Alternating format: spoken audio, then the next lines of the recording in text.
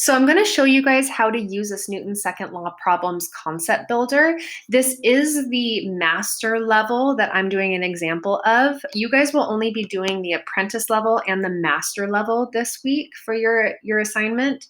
So hopefully I'm doing kind of a trickier problem that will help you with all of the ones that are also easier than this. So what we want to do first is we want to read the prompt here. So it says a rightward force of 535 newtons is applied. So we know that the applied force here is to the right. And so what they're giving you is the value of this applied force. What you want to do here is you want to click on that box, the gray box for the applied force, and then you're going to use this keypad right here to insert what the applied force is. Now, you can't use your actual keyboard on your computer, so it is very annoying, but you do get used to it, I promise. Okay, so we have 535 newtons for our applied force. It then says it's applied to a 12.6 kilogram object. So remember, kilograms is our unit for mass. So this right here is the mass of the object. Now down here we have m equals, so that's going to go right here, mass equals 12.6 kilograms. And then that's going to accelerate it to the right at 12.3 meters per second per second. This unit right here is just meters per second squared. It's the same thing. And it says it's accelerating it to the right at 12.3 meters per second squared. So this is our acceleration. So we're going to put that under acceleration right here. So 12.3 meters per second squared. Now, the next thing we're going to do is we are going to fill in the rest of these boxes. Now, they don't give us anything else in this information. So what we have to do is we have to do some calculations with these numbers that we already have. So force of gravity, we talked about this in our Newton's second law PowerPoint notes. So remember, force of gravity is just equal to mass times the acceleration of gravity, and we also called that weight. Now, of course, this is on the Earth, so the acceleration of gravity is 9.8 meters per second squared. So force of gravity here is equal to the mass of the object, which is 12.6 kilograms, times acceleration of gravity, which is 9.8 meters per second squared. And then we just plug that into our calculator. We get 12.6 times 9.8.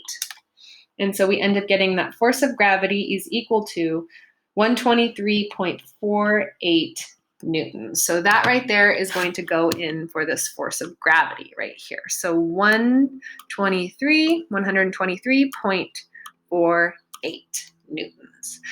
All right, next, we know that this object right here is accelerating to the right. So it's not moving up and down. It's not accelerating up and down, right? Remember, when we don't have any acceleration, that means that our net force is zero. Because we know from Newton's second law that net force is equal to mass times acceleration. So if there's no acceleration, that means there is no net force, which means that forces are balanced. Okay, so if forces are balanced, that means that the normal force here is also going to equal this 123.48 newtons. So I'm going to insert that into normal force. All right, and then we only have two left. Now down here, you're going to use Newton's second law because look, we have net force equals mass times acceleration. So we can just use Newton's second law here in order to solve for that box right there. So if I, again, look at my Newton's second law, net force equals mass times acceleration. Here, I'm just solving for net force because that's what I have to find down here. I know the mass of the object. I know the acceleration of the object. So I get net force equals mass, which is 12.6 kilograms, times the acceleration, which is 12.3 meters per second squared. And then I'm just going to plug that into my calculator. So I get 12.6 times 12.3, and I get that the net force is equal to 154.98 newtons. So now I'm going to plug that in for my net force. So 154.98 newtons. Last but not least, I need to know what friction is. Now, we You can see that our applied force is 535, but our net force is only 154.98. So what that means is friction is taking a lot of this applied force away in order to get a total force of 154.98. So if you remember from our notes, when we have a free body diagram like this, here I have my applied force to the right, and then friction force to the left, the net force is going to be a combination of those two forces. So applied force plus the friction force. All right, it's a combination, an overall force on that object. Now, in this case here, I'm solving for friction force.